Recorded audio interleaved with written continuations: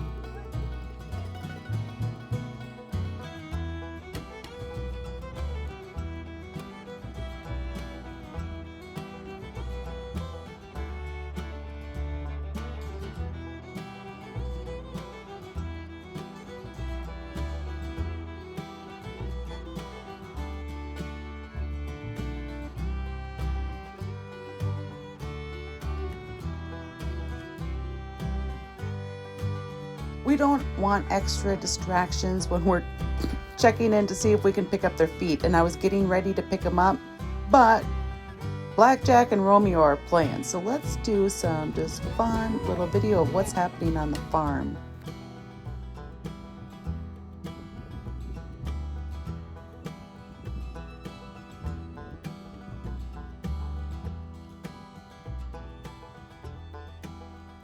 Holler, baby, she's tired. Let's see how close I can get. All right, I got out the man door. She's still down, guys.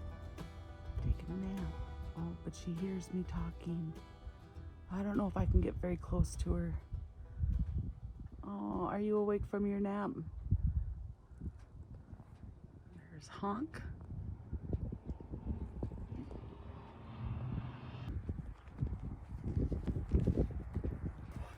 Oh, hi, Holler. Were you taking a nap? Were you tired? Huh? Are you tired? I should have some too. Yeah, hi, Hi. Hi. How are you? All right, guys. We have and Holler. Is 5, and Holler will be 2 next month. Oh, and Holler wants all the attention. Here comes Honk for some attention. Hi, Honk. Hey, don't grab my shirt. Hi. You good girl. Oh, total trouble. And you, oh, you're just so sweet. Look at those ears. They go on and on.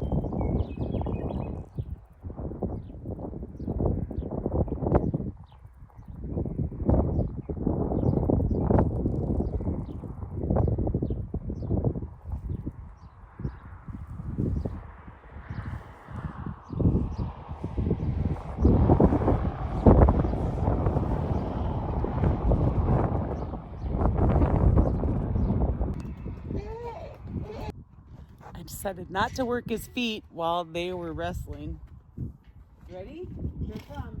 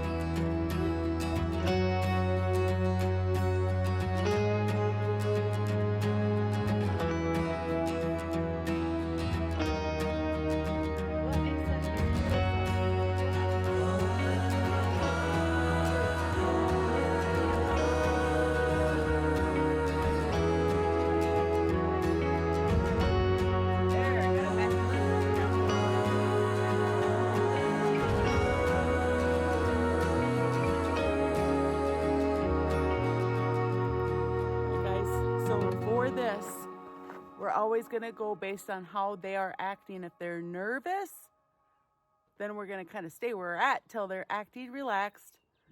But you can see how fast he's moving through all of this. Today is the first day we ever worked on his right side. And I would say he did a really great job. So next time you're working with your donkey, remember, it's not about force. It's about creating a positive, trusting relationship. Keep practicing, be patient, and take your time. Subscribe for more training tips.